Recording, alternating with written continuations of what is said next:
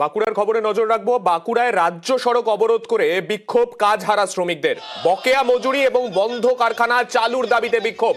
বাঁকুড়া শালতোরা রাজ্য সড়ক অবরোধ।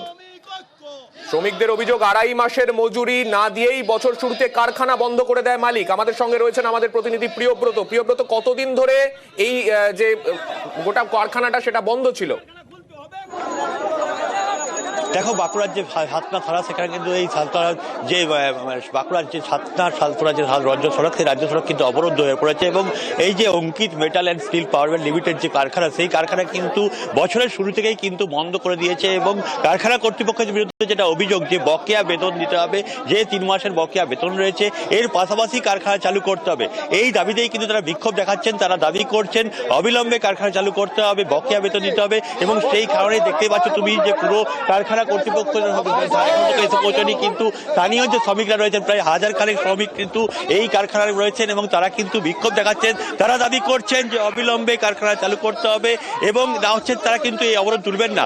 আজ তারা কিন্তু বেশ কয়েকদিন ধরেই তারা কারখানার গেটে বিক্ষোভ দেখাচ্ছিলেন, কিন্তু এই মুহূর্তে তারা কিন্তু অবরোধ করে রেখেছেন। দেখতে পাচ্ছ যে মহিলারাও কিন্তু বসে রয়েছে রাস্তার মধ্যে এবং রাস্তার মধ্যে বসে থেকে তারা কিন্তু অবরোধ চালিয়ে যাচ্ছেন।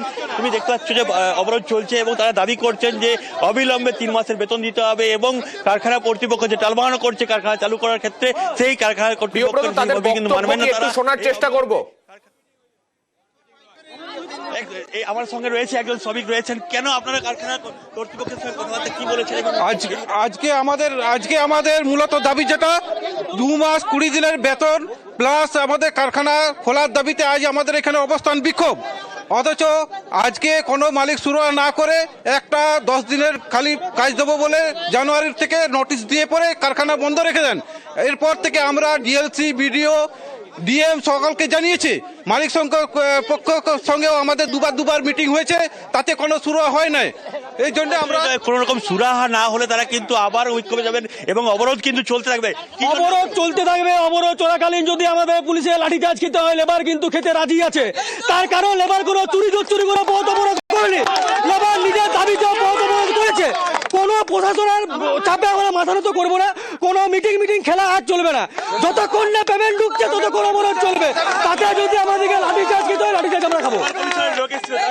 তারা আশ্বাস দিচ্ছে 7 দিন পর, 10 দিন পর, আর 3 মাস ধরে বলছে আর কোনো ওই আশ্বাস মানে আমরা নেব না। লেবার কমিশনের লোক কিন্তু ইতিমধ্যে এখানে এসেছিলেন এবং তাদের সঙ্গে কিন্তু আলোচনা করার জন্য সেখানেও কিন্তু লেবার কমিশনের লোককেও ঘিরে কিন্তু বিক্ষোভ দেখিয়েছেন শ্রমিকরা। তারা দাবি করছেন কোন রকম এই আলোচনা নয়, কারখানা কর্তৃপক্ষের সঙ্গে কোন রকম কথাবার্তা নয়, অবিলম্বে তাদের যে বকেয়া বেতন সেটা দিতে হবে এবং কারখানা চালু করতে হবে। 3 মাস ধরে কিন্তু বকেয়া রয়ে গেছে কারখানার বেতন, সেই বেতনও দিতে হবে। এবং সেই কারণেই দেখতে পাচ্ছ অবরোধ হয়ে রয়েছে এই বাঁকুড়া যে শালতোরা যে রাজ্য সড়ক, এবং এই অবরোধ কিন্তু তারা চালিয়ে যাবেন এমনটা দাবি করছেন। সাগনিক, বেশ, কোন রকম আলোচনা নয়, বরং বকেয়া বেতন দিতে হবে, এই দাবি নিয়েই শ্রমিকরা আন্দোলন করছেন। ধন্যবাদ প্রিয়ব্রত।